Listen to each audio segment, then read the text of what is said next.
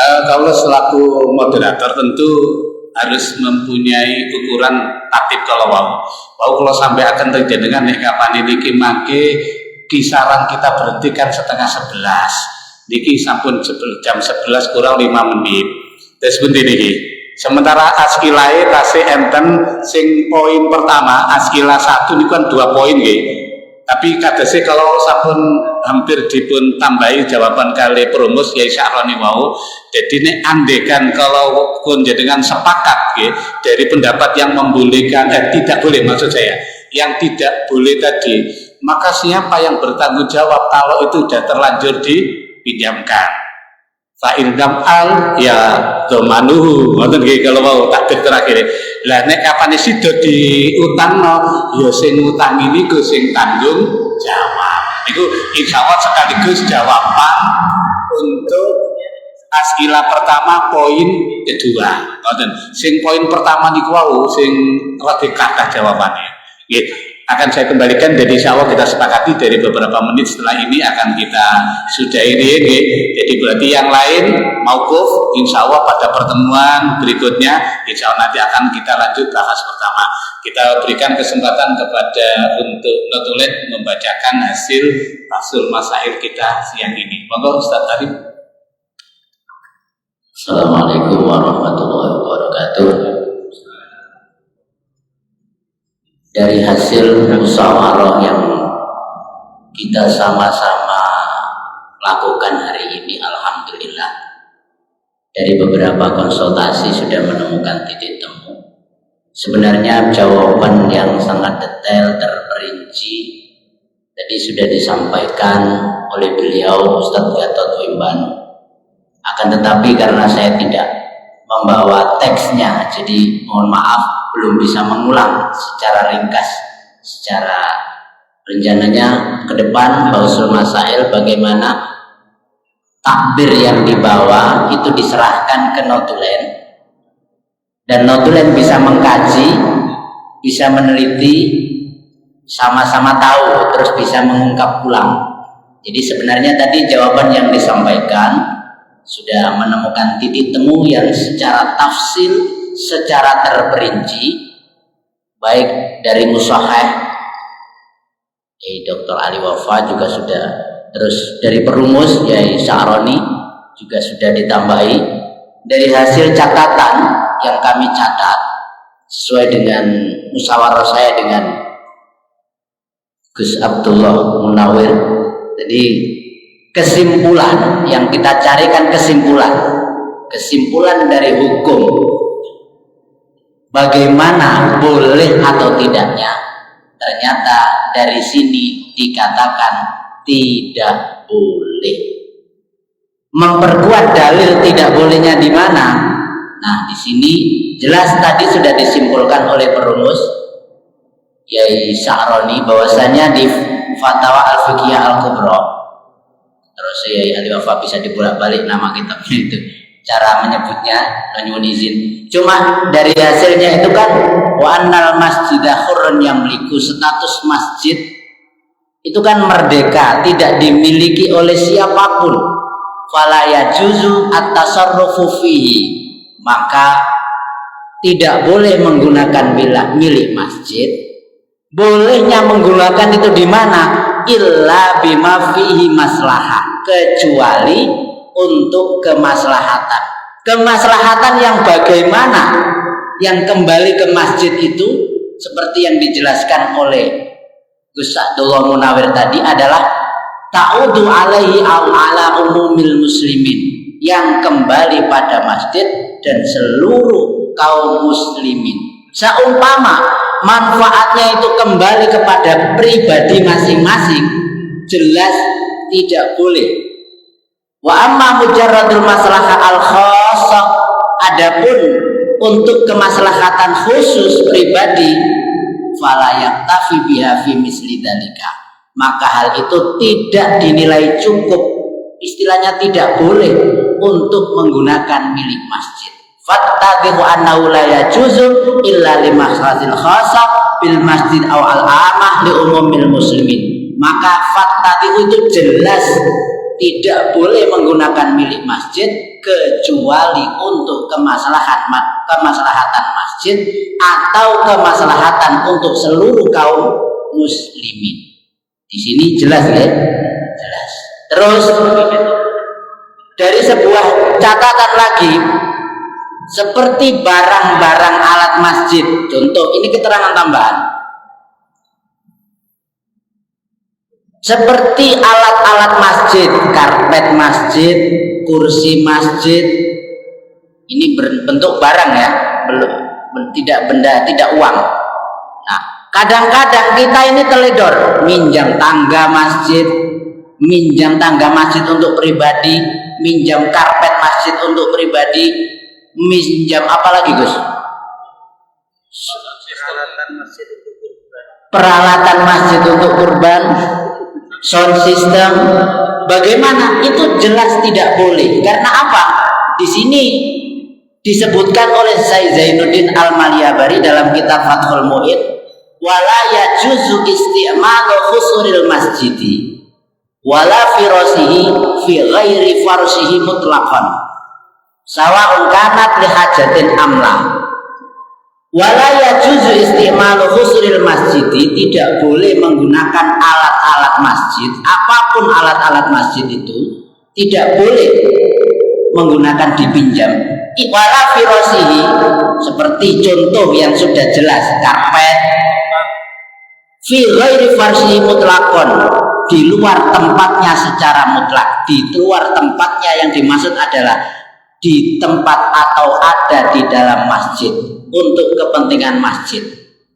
Sawa'un kanat li hajatin amla, baik karena ada kebutuhan atau tidak, dalam arti hal ini adalah selama alat masjid, keperluan masjid dan barang-barang milik masjid itu kalau tidak kembali kepada masjid maka atau tidak dikerjakan di dalam masjid, hukumnya tidak boleh. Jadi sementara dari hasil catatan yang saya simpan, sekiranya mohon maaf saya belum bisa merangkap atau menerangkan secara detail apa yang panjenengan sedaya laksanakan. Nanti saya juga akan komunikasi dengan beliau, Bapak Ustadz Gatot Wimbanu. Saya minta takbirnya untuk apa? Dari hasil dari musahih beliau Pak Dr. Ali Wafa, bagaimana nanti kami bisa berkomunikasi menyatukan dari jawaban-jawaban kita kali ini. Tujuannya apa? Ketika sudah disepakati bersama, nanti dibacakan Fatihah dan nanti kita bisa mengedukasi, memberikan pelajaran kepada seluruh takbir-takbir masjid yang ada khususnya di Kecamatan Sukodono, umumnya dimanapun kita berada. Biar apa? Tidak terjadi ghillun unek-unek Allah, tidak terjadi fitnah antara satu dengan yang lain. Biar apa? Kita berjamaah, kita beribadah, biar benar-benar diterima oleh Allah Subhanahu wa Ta'ala. Sekian dari saya, kurang lebihnya mohon maaf. Assalamualaikum warahmatullahi wabarakatuh.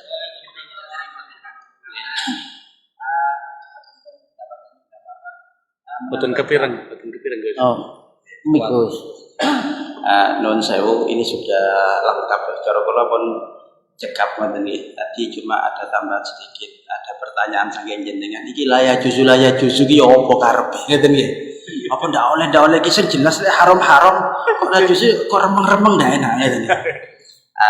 Non sewu, kalau tidak salah dalam kitab Sab'atu Kutubin Mufidah itu ada keterangan ya juzu itu kalau di dalam bab ibadah bimakna yasihu, kalau di dalam bab muamalah makna yahillu.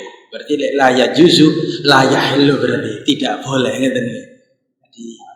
Jadi saking memang ada kaedahnya. Jadi bukannya enggak pas nih, kene pas yen ngoten kaedahipun gitu. Sawangan langsung haram-haram ngoten ya. Jadi la yajuzu ay la yahillu, la yahillu ay yahrumu, berarti ngeten ya. Kalau di dalam bab ubudiyah yasihu ngoten ya. Ale mboten krintu ngoten ngapunten dimutaken ya ini. Matur nuwun. Ngoten nggih kesane ana penekanan ya juzu ki apa karepe ya.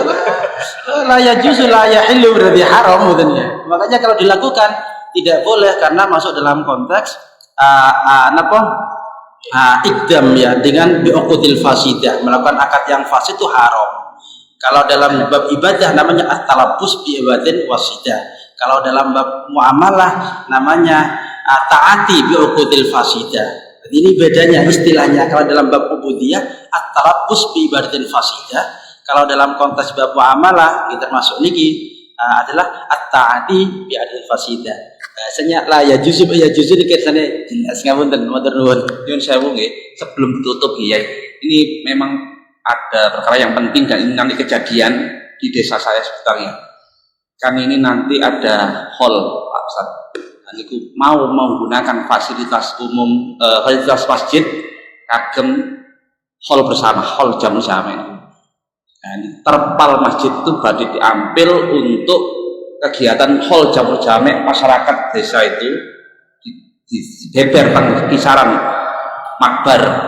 Nah, itu ono termasuk bolehkan apa boleh? Karena apa? Secara nggak langsung saya yang bertanggung jawab ngapunten iki. Itu untuk hall jamu jamek untuk Acaranya di luar masjid. Coba, acaranya di luar masjid. Nah, pripun itu tapi kan ada kemaslahatan umat pripun ini saya itu karena kejadian sebentar dari saya yang bertanggung jawab. Nah, mungkin lagi cepat saya mungkin panjenengan. Ini Ustadz Gatot, monggo. Ustadz Gatot Wimbanu, monggo di mic-nya. Ya ini mumpung ada yang lebih alim, saya mau gini, masalahnya kalau sudah terjadi banyak riwayat seperti ini, yang saya tahu itu al-khuruj minal khilaf mustahab. Nah, itu solusinya adalah jam'ur riwayat. Ya, menyatukan berbagai riwayat. Nah, kalau menyatukan berbagai riwayat itu kan tidak mungkin kita tali mati. Itu tidak mungkin tali mati, sama seperti NU. NU itu ketika ditali mati oleh Kiai Tuan Abdullah itu disuruh melonggarkan oleh Kiai Wahab Hasbullah. Akhirnya jangan bisa lihat di logo NU itu talinya longgar. Nah kan, nah maka saya mungkin usul saja nanti keputusan-keputusan yang ada di Fathul Masail tidak tali mati. Artinya hal-hal yang mungkin masih bisa diambil celah. Nah itu saya kira perlu untuk ditampilkan karena apa? Karena memang sudah ada takdirnya. Gitu.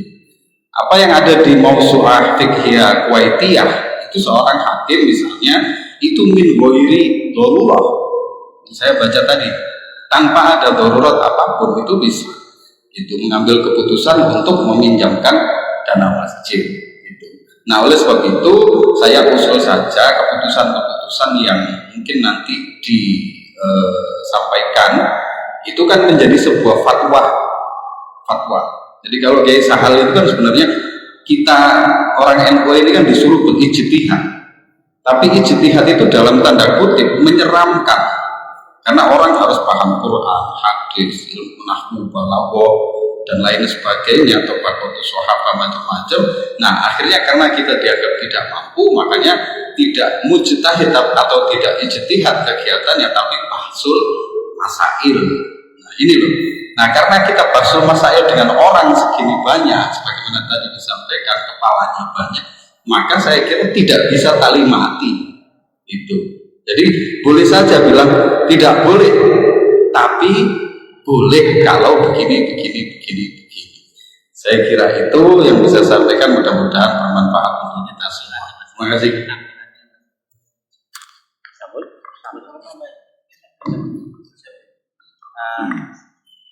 Tadi sudah sempat saya sampaikan ya. Jadi kalau memang dibuat seperti maudhu'iyah monggo, tapi jawaban itu sudah tertera di atas. Kemudian karena begini monggo itu jenengan rumuskan. Itu bagiannya Notola dan tim Bahsul Masail MBC itu ya.